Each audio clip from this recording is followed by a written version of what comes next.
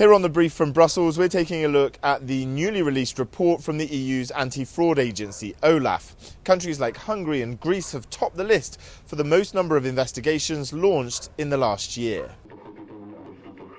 Misuse of EU funds prompting protests around Central Europe from the Czech Republic to Romania. OLAF, the EU's anti-fraud agency, now releasing a report saying almost 4% of development funding which went to Hungary between 2014 and 2018 is in question, by far the highest percentage in the EU. The agency recommends the repayment or withdrawal of billions of euros from Budapest. It's important to look always behind the numbers. The numbers not always telling the whole truth, and that's why I'm coming to Hungary too and discuss with your judicial authorities and law enforcement what is behind, and then if there's problems, let's find together a common solution for those.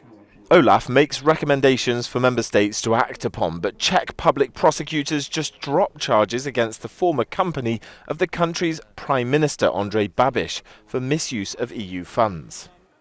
I think what stands out mostly for us is that member states simply don't seem to be taking the fight against corruption of EU funds seriously. A 36% indictment rate is unacceptable and needs to be addressed.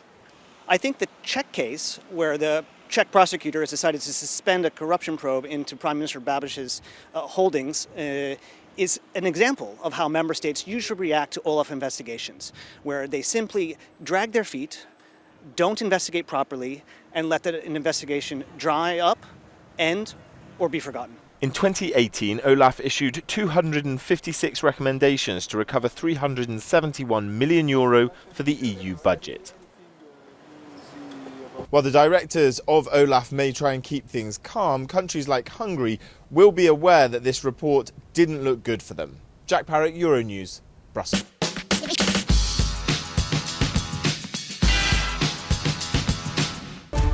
France is proposing offering Iran nearly €14 billion in credit lines until the end of the year.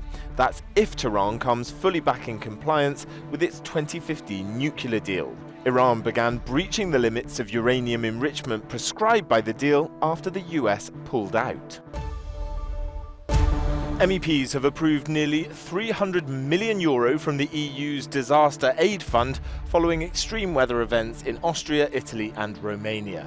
Over a third of the money will be allocated to Italy following heavy rains, strong winds, floods and landslides in the autumn of 2018.